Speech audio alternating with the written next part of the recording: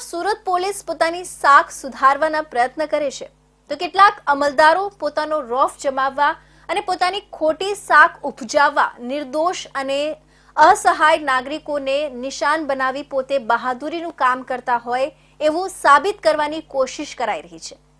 એવી જ ઘટના પ્રકાશમાં આવી છે જેમાં પોતાના પુત્ર સાથે બનેલ ઘટનામાં પોલીસ પાસે ન્યાયની માંગ સાથે ઉપવાસ આંદોલન કરી રહેલા પિતાને પોલીસે જેલમાં પૂરી દીધા છે।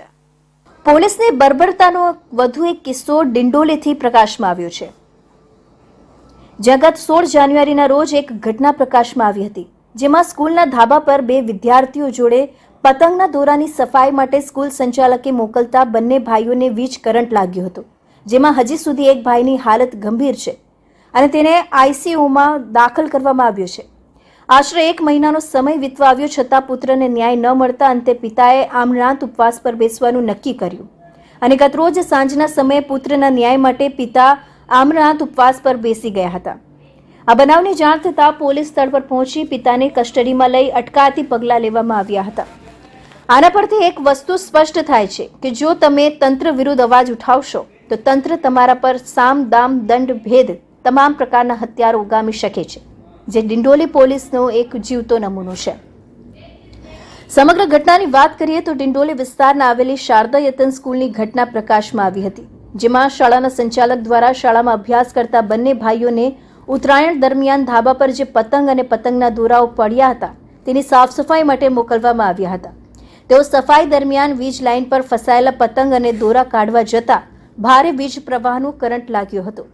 આ બનાવમાં બંને વિદ્યાર્થી ભાઈમાંથી એક ભાઈને ગંભીર ઈજા થતાં તેને સારવાર અર્થે હોસ્પિટલ ખસેડવામાં આવ્યો હતો અને ત્યારબાદ ખાનગી હોસ્પિટલમાં સારવાર માટે લઈ જવામાં આવ્યો હતો। હજી સુધી સારવાર લઈ રહેલા વિદ્યાર્થી પ્રાઇવેટ હોસ્પિટલમાં આઈસીયુમાં જ દાખલ છે અને તેની હાલત હજી ગંભીર હોવાનું તેના પિતા દ્વારા કહેવામાં આવ્યું છે। પરંતુ આ બનાવ જ્યારે ન્યૂઝ ચેનલ પર આવ્યો ત્યારે ડિંડોલી પોલીસે પોતાની શાખ બચાવવા માટે સંચાલક વિરુદ્ધ હળવી કલમો ઉમેરી ગુનો દાખલ કર્યો હતો અને ગણતરીના કલાકોમાં તેને જામીન પર આપી દીધા હતા અને ફરીથી સ્કૂલ ધમધમતી થઈ ગઈ હતી।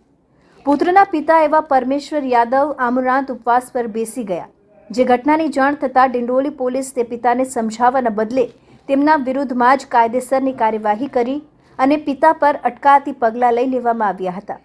વધુમાં આપને જણાવી દઈએ કે પરમેશ્વર યાદવ કે જેમની પત્ની થોડાક સમય પહેલા દેવલોક પામી છે અને હાલ તેમના પરિવારમાં 18 વર્ષનો પુત્ર, 17 વર્ષની પુત્રી, 15 વર્ષનો અને 14 વર્ષના બે પુત્ર છે, જેમાં 15 વર્ષનો પુત્ર શિવ યાદવ હાલ આઈસીયુમાં સારવાર હેઠળ છે।